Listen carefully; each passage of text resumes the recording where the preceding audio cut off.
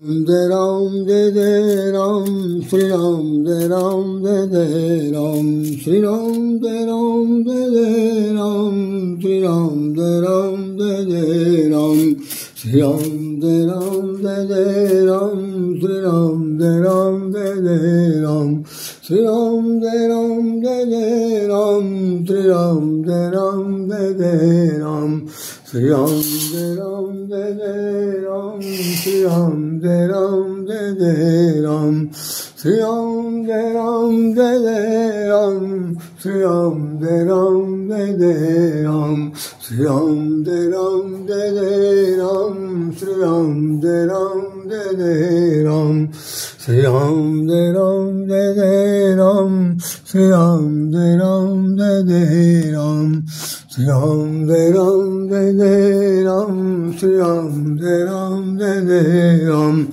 बोलिए सावा रामचंद्र महाराज जी की जय। आज हमारे जन्मदिन का ये 74 वर्ष पूरे हो गए।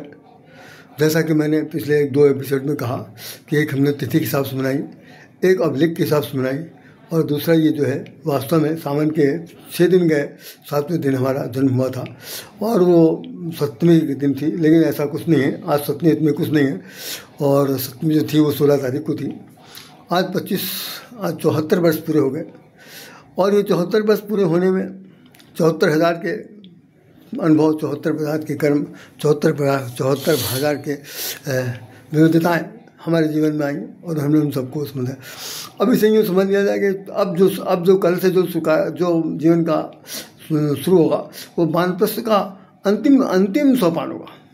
अभी तक तो 74 जैसे पूरा हुआ तो 75वां वर्ष जो चलेगा तो वो 30वें पन का आखिरी सोपान, आखिरी सीढ़ी होगी।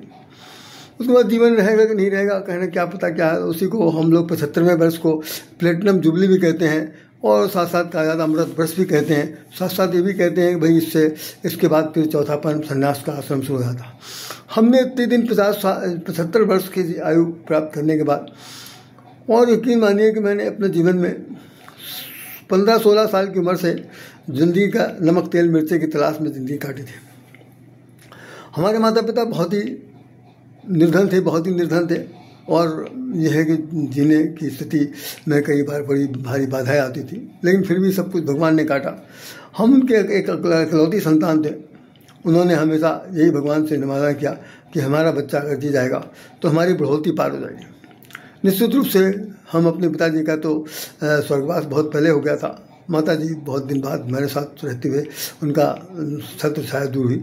फिर भी मैंने जो कुछ भी पाया अपने माता जी से, परिवार से, सबसे दूर मिला। तो उसमें सबसे ज़्यादा संबल अगर किसी को मिला तो भगवान जैसे उंगली पकड़ के छोटे बच्चों को माता पिता चलाते हैं, ठीक उसी प्रकार से उन्होंने चलाया। मैं अभी शुरू करने से पहले एक भजन की लाइन गा दे रहा हूँ जिसमें मुझे कहना है।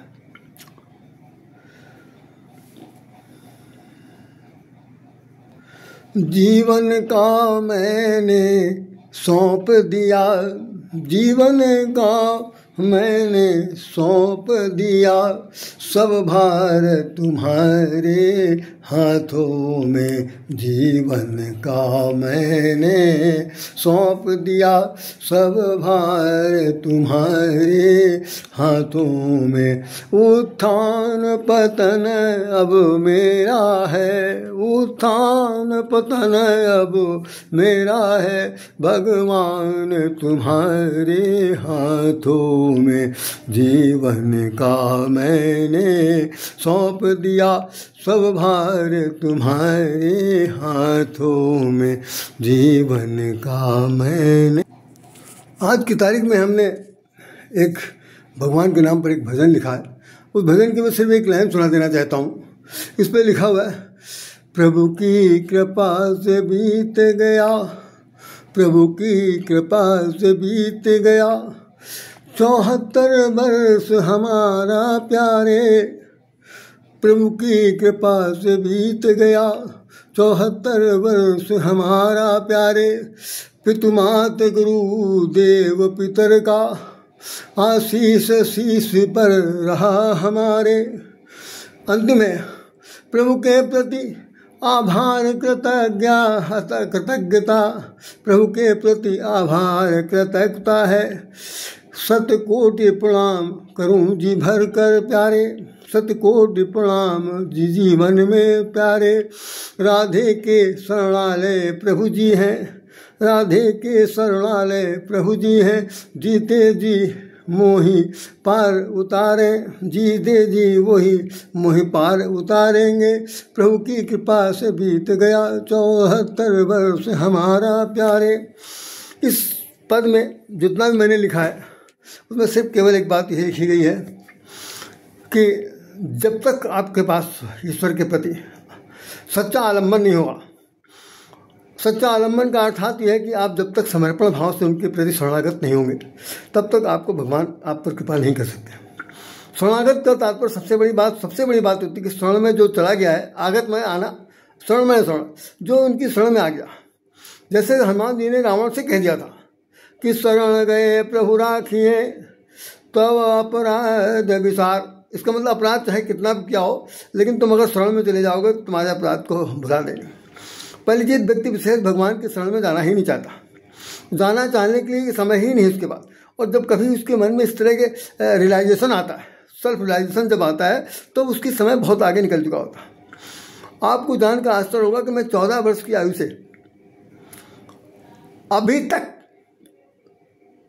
समझ लीजिए कि 60 वर्ष पूरा जोड़ लीजिए जाए, 60 और 14, तो 60 वर्ष तक तो कि मैं सभी बड़े बड़े संत महात्माओं के चरणों में शीश झुका करके उनके पास बैठकर तमाम सारे हर प्रकार की विद्याओं का, वेद पुराण का, शास्त्र का ज्ञान प्राप्त किया, खुद अध्ययन किया।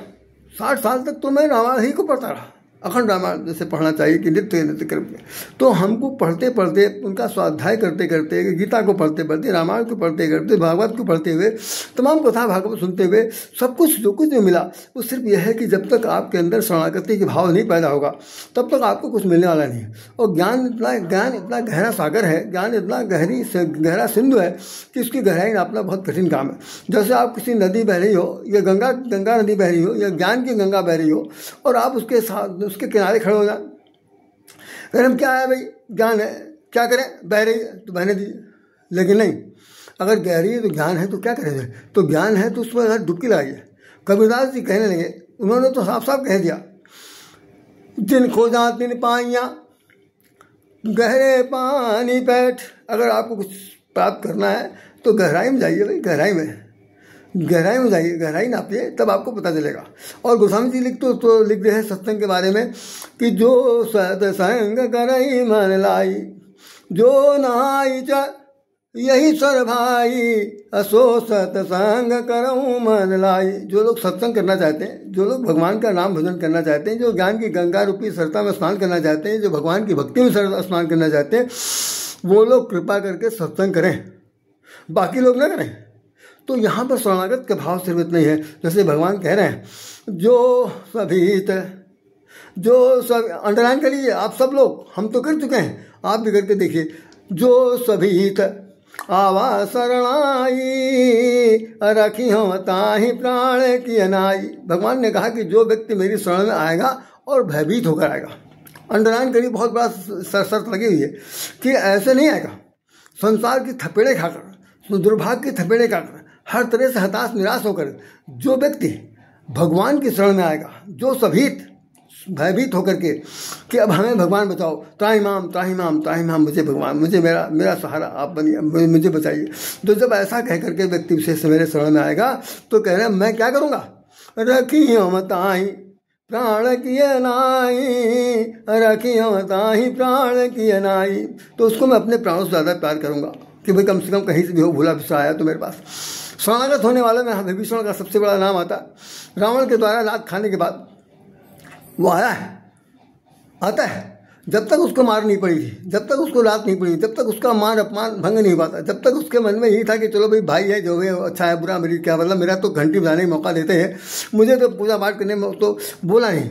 उसका बहुत बड़ा अपराध था कि अपराध बोझ से ग्रस्त होते हुए भी उसने कभी भी अपराध पर उंगली नहीं उठाई कि रावण के खिलाफ कुछ बोल दे। लेकिन जिस वक्त रावण ने उसको लात मार कर भगाया तो उसमें एक बात गोस्वामी ने लिखा है, श्रवण सोचा तो हनुमान जी कह आए थे कि अगर आपको आना है तो आइए भगवान से दर्शन कर लीजिए, सब काम हो जाएगा। उसमें क्या ख्याल? उसमें सिर्फ यही है कि भगवान हनुमान जी ने कहा कि देखो मोहू पर रघुवीर, हमको तुम देखो जी, मैं बंदर का बच्चा हूँ, मोहू पर रघुवीर कीनी कृपा सुमेर गुण भरे बिलोचन ने, कि उन्होंने मुझ पर भी कृपा कर दिया। अरे तो तुम पर क्यों नहीं करेंगे? तुम एक बार आओ। तो आज वो कह रहा, जब रावण से मार खाने के बाद आया तो उसने कहा स्वर्ण स्वर्ण सुजस सुनि आयहु, कानों से सुनकर स्वर्ण सुजस सुनि आयहु, प्रभु करुणा स्वर्ण प्रभु करुणा तरसिहु, स्वर्ण सुजस सुन आयहु, पौ भंजन भवभीर त्राहि त्राहि आरत हरण, शरण सुखद रघुवीर। श्रवण सुजस सुनि आयहु, भव भंजन भवभीर त्राहि त्राहि आरत हरण, शरण सुखद रघुवीर। उन्होंने कहा कि मैं हनुमान जी के मुखारबिंद से सुन करके आया हूँ कि आप भवभंजन हैं, आप संसार के सभी लोगों को तारने वाले हैं, आप संसार के कष्ट को दूर करने वाले हैं, संसारिकता में फंसे हुए लोगों को मुक्त करने वाले हैं, इसलिए मैं आपकी शरण में आया हूँ। तो भाई उन्होंने कहते हैं कि शरण गए प्रभु राखिए, तो शरण में जाने पर तुमको अपराध विसार देंगे, और मैं सुन करके आया हूँ। तो यहाँ पर शरणागत हुई, शरणागत जो है विभीषण हो गए, सुग्रीव शरणागत नहीं हुआ। उसको हनुमान जी ने कहा कि भाई वो डरा था, वो कह रहा था कि मुझे बता देना कि जो कभी अगर पठे बाल होई मन मैला, भागो तुरंत तचो यहाँ सैला। अगर बालिका भैजाबा ये दोनों लड़के दिखाई पड़ रहे हैं, जो राजकुमार बनवासी भेष में, तो मैं भाग जाऊंगा, इशारे से तुम बता भर देना, हम यहाँ चले जाएंगे। लेकिन हनुमान जी जिस वक्त उनको दोनों कंधे बैठा करके लेके आते हैं और उनसे परिचय कराते हैं, तो उसका भय दूर हुआ और उनसे उनके शरणागत हो गया। तो एक तो शरणागत हुआ कि सुनकर गया, दूसरा शरणागत होगा भयभीत हालत में है, भगवान हनुमान जी उसको कृपा करते हैं। तो आपने हनुमान चालीसा में पढ़ा होगा कि राम मिलाए राजपद दीना, तुमरे मंत्र विभीषण माना, विभीषण ने भी तुम्हारे मंत्र को माना तो आ गया। हम भी मानते हैं, हम आप सब लोगों से निवेदन करना चाहेंगे कि संसार में आपको जीना है तो भगवान के प्रति शरणागत होइए। शरण गए प्रभु राखिए सब अपराध विचार। हम भी शरण में जा रहे हैं। अब तो हमारा जो समय है, जितने दिन में जीऊँगा, मेरे सभी मित्र बंधुओं जितने भी इसको टीवी देखते हैं, यूट्यूब देखते हैं, वह संख्या बहुत कम है। मुझे अफसोस बहुत बड़ा इस बात कहने के लिए है, आज की तारीख में कह दे रहा हूँ कि विशेष रूप से खासतौर से लोगों को कौतूहल चाहिए, इंजॉय चाहिए, मनोरंजन चाहिए, ज्ञान नहीं चाहिए। ज्ञान के वो भूखे नहीं है। वो कह रहे हो ज्ञान तो जब चाहें तक गूगल पर खोल खाल देख लेंगे, लेकिन आसान नहीं है, आसान नहीं है। ज्ञान को ज्ञान के रूप में परिष्कृत करना और स्वीकार कर लेना आसान नहीं है। ये सब किताबी ज्ञान से जिंदगी नहीं कर सकती। इसलिए करत करत अभ्यास थे जड़मत हो सुजान।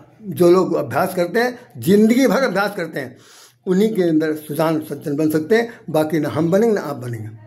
तो मेरी सिर्फ आपसे प्रार्थना है कि भाई जो भगवान के शरण में जाना चाहता है तो उसके लिए भगवान का दिल रास्ता खुला हुआ। और वो हमने जो आपको पद हमने कहा कि गोस्वामी जी ने तो लिख दिया है कि ईश्वर यावत अति कठिनाई, राम कृपा बिनु आई न जाई। इस राम की भक्ति रूपी सरता के पास आने में बहुत कठिनाई है। और जो अगर कोई व्यक्ति आ गया, आई न जाई, फिर जा नहीं सकता। तो ये बहुत बड़ी बात है, हम लोग आपको समझना चाहिए। हम फिर उसी भजन को अंडरलाइन कर रहे हैं।